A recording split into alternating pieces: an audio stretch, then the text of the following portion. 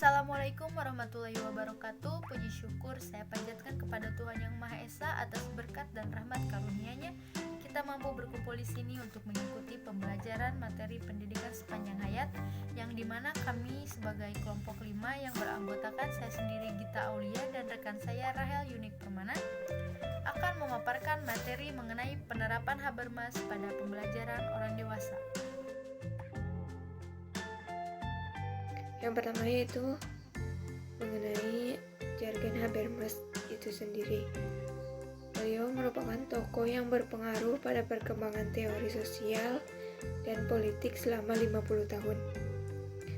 Ia belajar di Göttingen, Bob Dab, Zurich, dan menjadi asisten Adorno pada tahun 1956 sampai 1959 di Institut Penelitian Sosial Frankfurt saat di Frankfurt.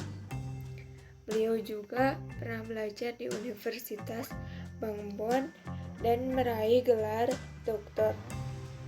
Pada tahun 1954, Habermas tertarik pada filsafat karena pada saat beliau masih muda, beliau tinggal di dekat rumah seorang tokoh Marxis, sehingga ia dapat kesempatan untuk belajar dari para pengarang buku yang juga dalam bidang filosof. Ayahnya juga merupakan seorang yang berpengaruh dalam bidang perekonomian. Beliau adalah seorang ketua kamar dagang di daerah tempat tinggalnya.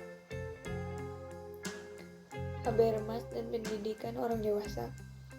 Perubahan penerimaan pendidik dewasa di Amerika Utara dan luar Amerika Utara. Pendidik orang dewasa di luar Amerika Utara mengabaikan kontribusi Habermas dalam pendidikan pedagogik. Karya Habermas lebih pada teori sosial dan politik. Para penulis lain berusaha untuk menjelaskan dan mengeksplorasi teori sosial dan politiknya untuk mengembangkan kritik yang dibenarkan secara moral untuk praktik emansipatoris dalam pendidikan orang dewasa. Dampak Habermas terlihat pada pendidikan orang dewasa yang menitikberatkan pada civil society atau dapat diartikan sebagai suatu masyarakat yang beradab dalam membangun, menjalani, dan memakai kehidupannya sebagai wadah perjuangan dekolonisasi life work. Akal dan kolonisasi. Habermas berupaya untuk memahami perubahan sosial dalam konflik di abad 20 untuk mengembangkan teori besar yang komprehensif. Uraian singkat dari bentuk kunci dari penyertaan ini. Yang pertama, berfokus pada kapasitas masyarakat sipil untuk menyediakan kendaraan untuk menjelajah dunia kehidupan. Kedua, lebih fokus pada potensi pembelajaran yang terkait dengan gagasan diskursif Habermas.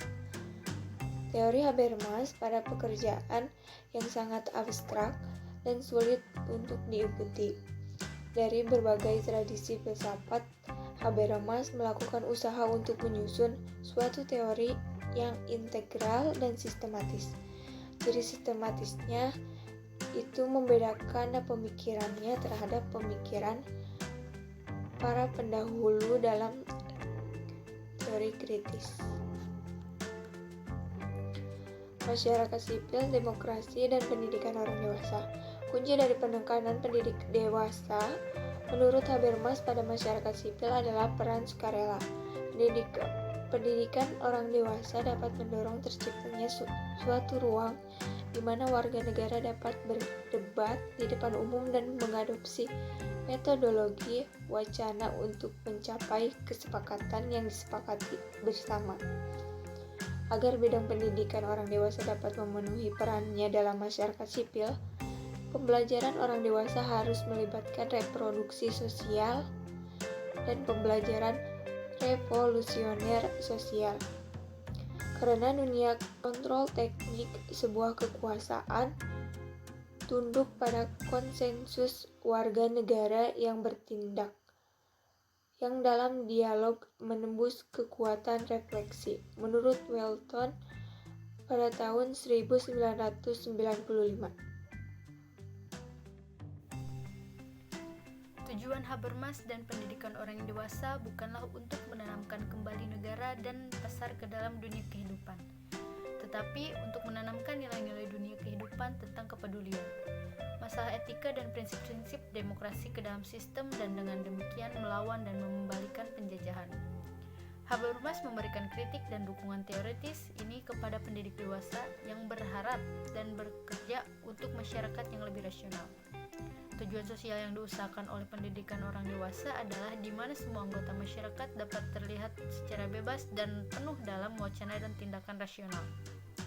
Kemudian untuk tindakan komunikatif, demokrasi diskursif, dan pendidikan orang dewasa. Menurut Mezirow, kondisi wacana rasional juga merupakan kondisi ideal untuk pembelajaran orang dewasa yang efektif. Dengan demikian, mereka sangat penting untuk upaya pendidikan.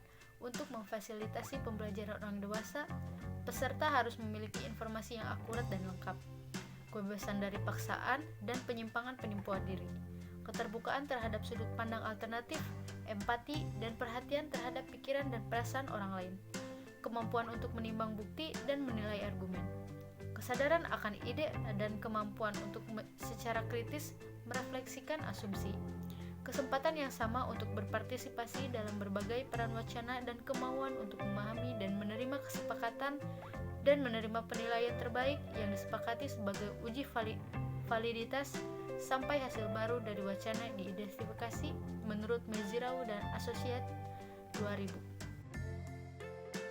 Dan radial dari karya Habermas dalam pendidikan orang dewasa.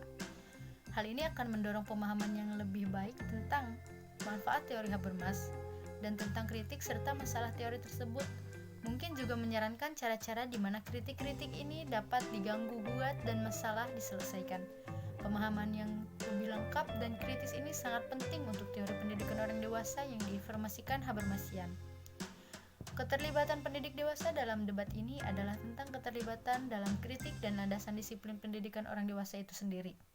Habermas memprovokasi ahli teori pendidikan orang dewasa untuk menemukan kembali pedagogi kritis di luar model mandiri dan kompetensi dekade lalu, dan juga memberikan tantangan yang signifikan untuk memahami, mengkritik, dan menerapkan ide-ide ini sedemikian rupa sehingga pendidikan orang dewasa terlibat dalam elaborasi ide-ide ini, dan menegaskan ambisinya untuk menjadi lebih dari sekedar studi sosial terapan.